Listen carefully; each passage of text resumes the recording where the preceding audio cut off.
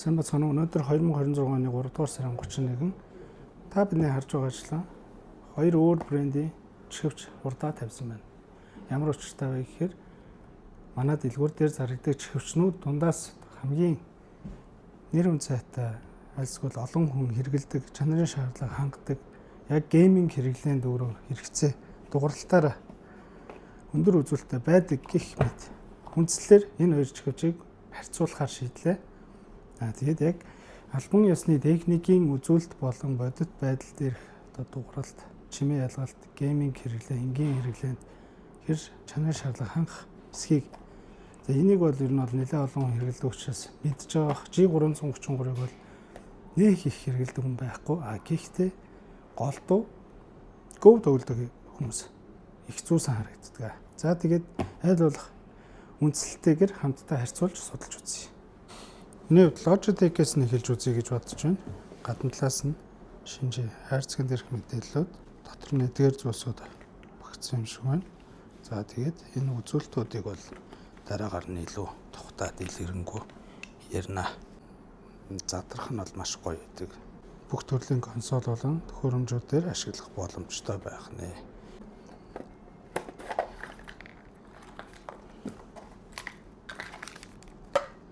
Доотлол танилцуулга. За тэгээд надад нэг таалагддаг зүйл нь pouch гэж яригддаг.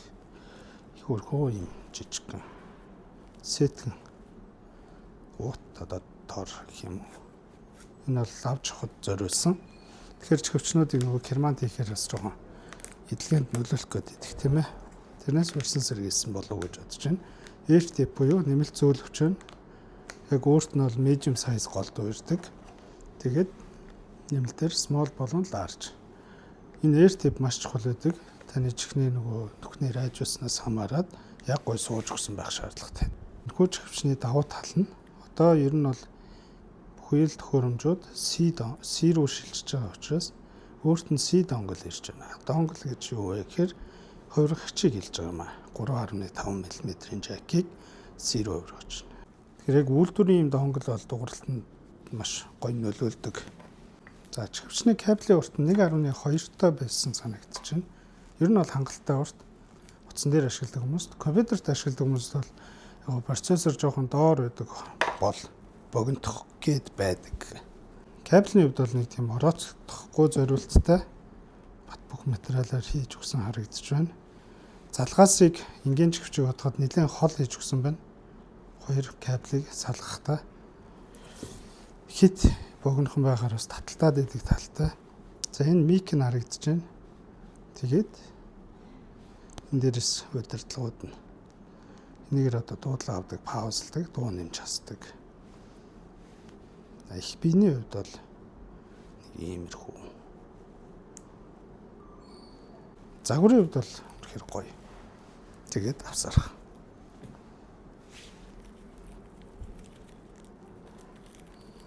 Паучнд нь хийж үзье. Очууд жижигвтер юм байна. Гэтэ ер нь бол ирчүүд биднэрт бол жижиг байхцсан авсарах юм байдаг. Ингээд аваа явчихна.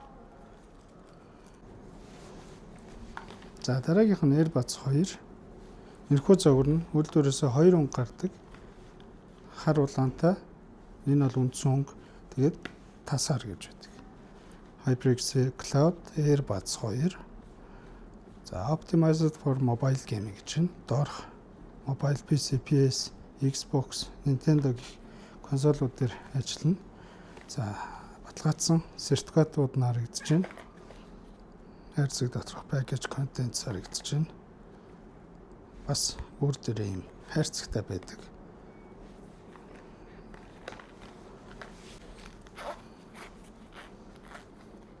Энэ цүнхэн төрөөнийхийг бодоход бол нэлээд авар хэмжээ том. Тэгээ хатуулгатай. Кермалахад бол жоохон нөгөөхтэй харьцуулахад бол том шүү. Гэхдээ хийхэд арай илүү хялбар. За хар өнгө нь иймэрхүү харагддаг юм байна. Өөрт нь нэмэлт air tip зөөл өвчин байдаг. Яг энэ загварын давуу тал болохоор чих рүү ордгоо чихний аяганд сууж өгдөг болохоор 5 тухь талтай хамаагүй илүү байдаг. Small, medium, large гэсэн нэмэлт 3 air tipтэй. Тэгээд энэ air tip нь бусад чихвчийг орлуулад хийж болдгүйгээр бас нэг сул талтай.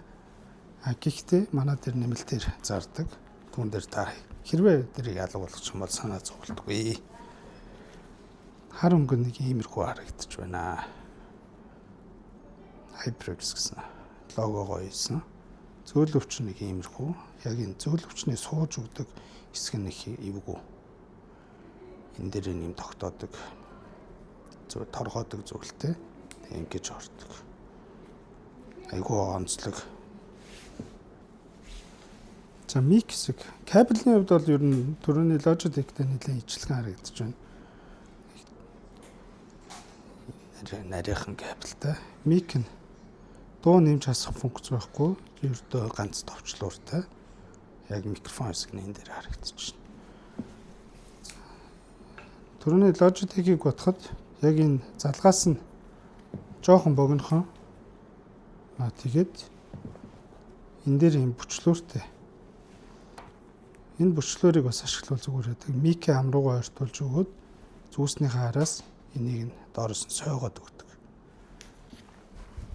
Утасны кабелийн утас бол ялгаагүй метр 10 та байлуу. Тэгээд залгуурны хувьд болохоор 90 градустай. За тэгээд доод залгуур хэсэг нь болохоор энгийн чихвчиг бодоход нэлээд онцлогтой. Энэ дээр сериал дугаар нь харагдаж байна өөрийнх нь. Тэгээд ийм налуу болж өгснөөр их онцлог. Төрөөнийх болохоор шууд шулуун стандарт байсан. Гэхдээ энэ бол ер нь бол бидний хэрэглээнд бол нэг нөлөө байхгүй. Улаан өнгийг хамтдаа сонирхож үзье. Гэхдээ яг үндсэн өнгө бол улаан. Тэгээ HyperX дээр манайхан cloud дээр л их мэддэг юм да тий. Хар улаан бол ер нь бол best гэдэг да. Нэг иймэрхүү. За сая бит байдлаар танилцлаа. Одоо техникийн үзүүлэлт бол албан мэдээллүүтэй танилцъя. Тэгэхээр Logitech G333 нь бол ер нь бол Logitech брендийн гаргасан AirPod-уудын ганц төрөл нэгэд хэлэхэд хэлсэхгүй. Энэхүү загварыг 21 оны 3 дугаар сарын 16-нд олон нийтэд зарлаж зах зээл дээр нийлүүлж байжээ. Дөрвөн хэлсэнчлэн мөнгөний хувьд Чирнэлийн ягаан, хар, саарлэггүй цагаан гэх юм мөнгнүүдтэй. Үнийн хувьд болохоор албан ханшин $55 гэж явж байна. За цаашлаад бусад мэдээллүүдийг нь харна. Энэхүү загвар нь мэдээж гейминг зориулттай, тоглоомд зориулсан. Чихвчний өөрийнх нь жин нь болохоор 19 грамм. Чихвчний хамгийн чухал зүйл болох динам гэж хэлэгддэг. Динам гэдгийг энгийн үгээр тайлбарлавал одоо энэ дотор байгаа дууралт гаргаж байгаа спикерийг хэлж байгаа.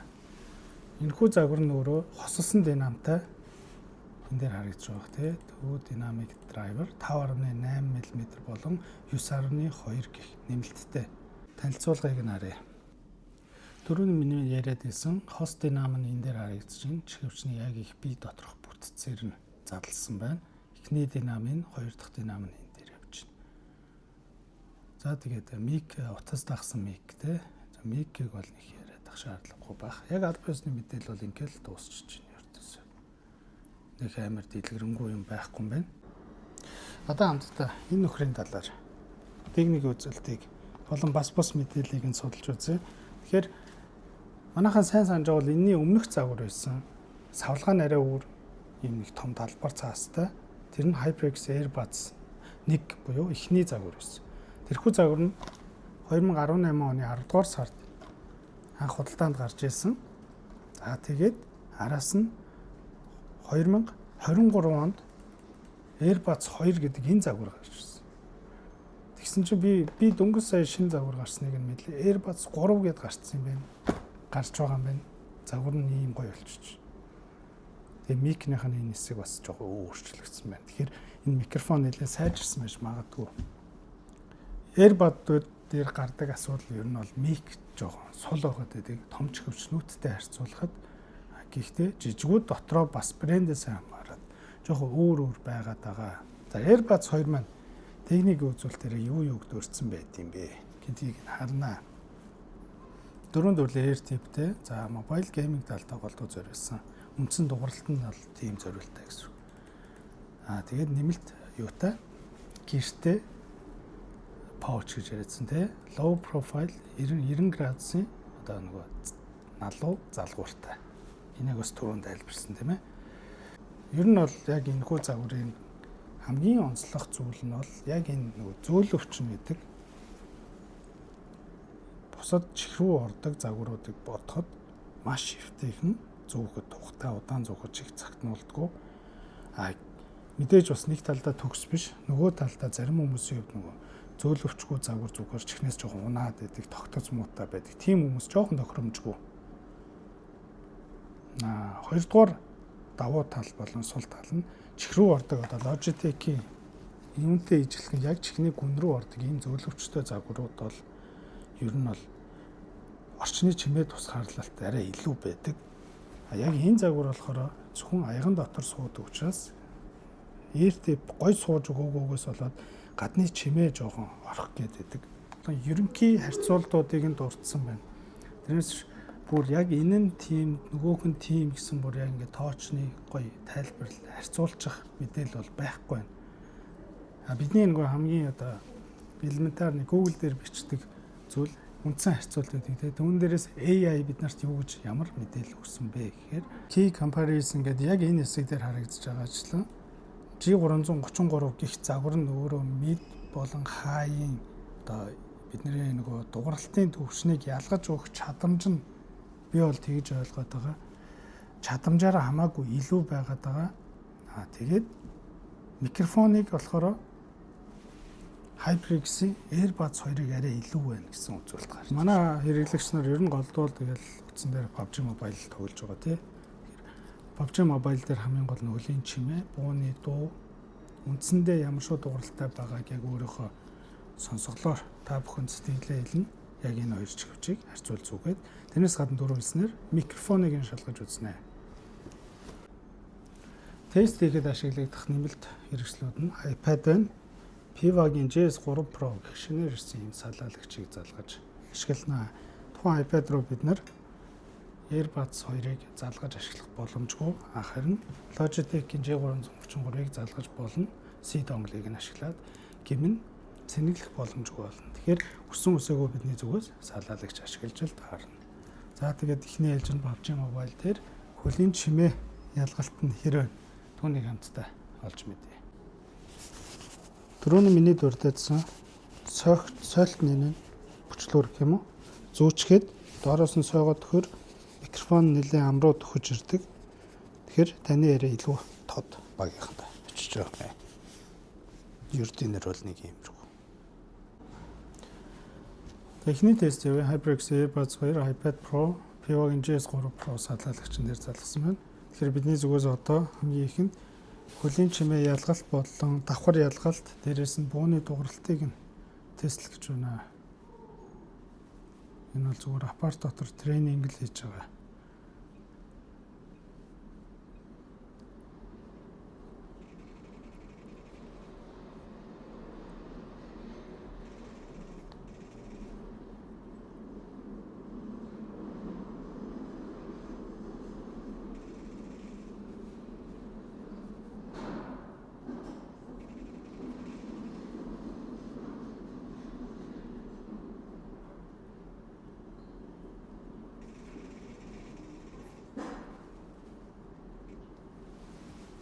За тэгэхээр надад мэдрэгдснээр бол хөлийн чимээ ялгалт бол тун айтайхан бууны дууралт ч гэсэн нэг тийм тод биш.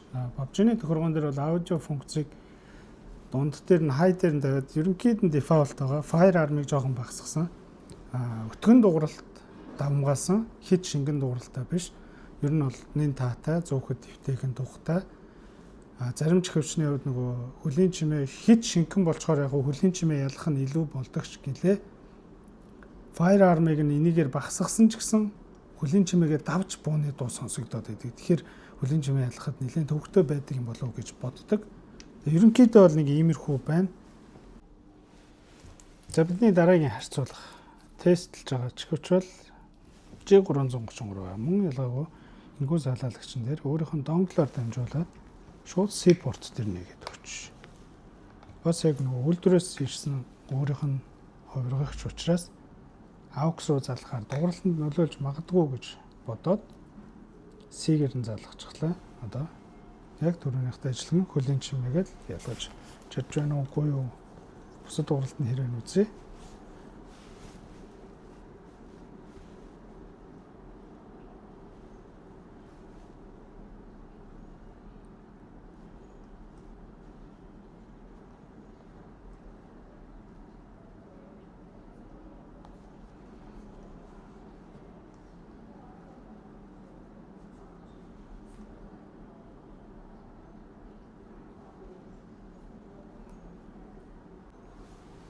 Энэ нөхрийг тест хийж үзэхэд надад юу мэдрэгдсэн бэ? За нэгдүгээр зүүхэд бол харьцангуй эвтэйхэн тухтай байна. Бусад загваруудыг бодоход яагаад гэвэл яг энэ хэсгээр нэг юм налуу хийж өгсөн байна. Зарим чихвч нь яг энэ нь ингээ жоохон ухаад байдаг. Яг миний хувьд. Төсөөлснийг бодоход зүүхэд тухтай битүүмжин сайн байна. Түрүүн хэлсэнчлэн энэ бол яг жоохон чихнээс унчих гээд байна. Угаасаа надад иймэрхүү загвартай чихвч тогтос муу байдаг. Яагаад гэвэл хэдийн зөөлөвчийг сольсон ч гэсэн яг нэг чихний аягны хэмжээ жоохон жижиг болоод тэр гой сууж өгдөг. Хөдөлгөөн дээр жоохон суларж унчих гад тухгүй мэдрэмж өгөх гээд байна. Энэ бол эсрэгээрээ маш гоё эвтэйхэн сууж өгч байна. Гэхдээ нөгөө олон цагаар зүүхээр бас жоохон загтнуулах нь хөлрөх нь яах нь тэрийг нь бол яг бас хэлж мэдэхгүй байна. Ер нь бол хүн хүний нөгөө чихний бүтэц бид нар чинь хүн болгон өөр одоо давтагдахгүй гэдгээрээ ялгаатай шүү дээ. Тэгэхээр хүн хүний чихний одоо нүхний райжус одоо тэр аягны хэмжээ жижиг том янз бүр байдаг. Болж өгвөл ер нь бол зүгж үзвэл зүгээр юм шиг санагдлаа. За энэ чихвчний дууралтыг ярэ. Миний хувьд болонгол HyperX Airbuds 2-ыг нэлээд баасрахаг өтгөн дууралттай чихвч гэж бодож байсан. Өмнөх өөр чихвчнүүдтэй харьцуулахад гэтэл үгүй байжээ. Тэрний хажууд G333 бол нөгөө high mid гэж яригддаг юм байна лээ. Тэрийгээрээ илүү бүр өргөн цар үрээнд сонсдог юм байна. Хөлийн чимээ ялгалт нь бас эвтэйхэн. Тэгсэн хэрнээ нөгөө firearm буюу бууны буудаж байгаа бууны чимээний дууралт нь бага. Нэг cloud 2-той төстэй гэх юм уу. Энэ болохоор тэрний хажууд арай шингэн дууралтай илүү тод яг нөгөө chassis-ийн дууралтанд дуртай хүмүүс бол дээр баасан зүгээр юм байна. Logitech болохоор бүр арай илүү өргөн цар үрээтэй хос динамтай болоод ш тэрүү. Тийм мэдрэмж төрж байна. Ганц хоёр өөрийнхөө сонсдог дуунуудаас сонсож үзлээ. Би бол нэг дууны эксперт биш.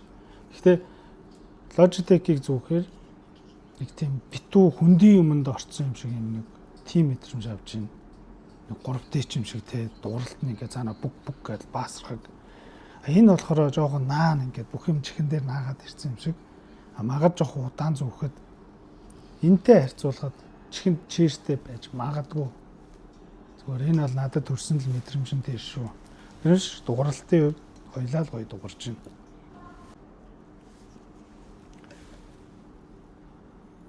PUBG Mobile тоглох бидний хувьд бол ер нь бол мик маш чухал байдаг. Өөрийн тань яриа багийн хандтан илүү дутуу шумгүйгээр нэг орилж яриулахгүйгээр тод шумгүй сонсогдох нь чухлаа. Тэгэхээр эхний ээлжинд G333-ыг өөрийнхөө донглоор нэмэлт салаалагч залхахгүйгээр тестэлж үзье гэж бодлоо. Чихвчийг бол миний хувьд микрофоныг нь амруугаа ойртуулахгүй яг ердийн зүгдгээр нь стандартаар нэг зүгээд тестлэх гэж байна. Тэгэхээр iPad дээр нь өөр дээр нь микийг нээж хагаад screen record хийгээд үзье. Яг орчны чимээ бол ердийн стандартаар 40-оос 70 децибел байдаг гэж үздэг. Тэгэхээр манай би бол одоо хаалгаа хаацсан байна. 1 2 3 мик тест Logitech G333 микрофон тест 1 2 3. Дараагийнх нь Airbuds одоо микрофоныг нь тестэлж үзье. Мөнгө ялгаагүй. Би амруугаа микийг нь ойртуулаагүй. Яг хэвээ ярьж байна. Logitech-ийг бодоход микнийх нь байрлал арай ойрхон байна. HyperX Airbuds 2 мик тест 1 2 3. HyperX-ийн Airbuds 2 мик тест 1 2 3. Та бүхэн сая анзаарчихсан баг тий. Шууд цалаалагчн дээр залгах энэхүү хувиргачаар залгах хооронд микрофоны ялгаа гарч байна. Тэгэхээр үүн дээр салаалагч бас өөрөө дууралтанд нөлөөлдөг учраас Belkin буюу манай дээр зарагддаг хамгийн үнэтэй салаалагчны микийг шалгаж үзье. Эхнийх нь Logitech залгаж үзнэ.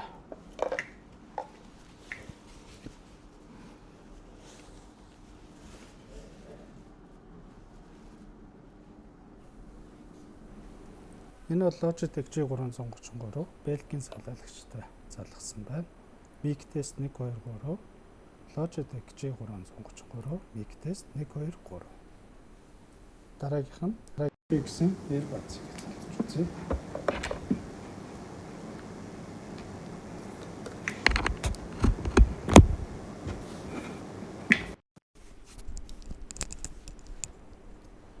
Mic test номер 2 энэ бол HyperX-ийн AirPods 2 залгасан байна. Ярианы төвшин өнгө яг нэг төвшөнд ярьж байна. Mic test 1 2 3 HyperX-ийн AirPods 2. Тэгэхээр саяны туршилтаар бидэнд нэг зүйл ажиглагдлаа. Та бүхний чихэнд ч гэсэн мэдрэгдсэн болов гэж бодож байна.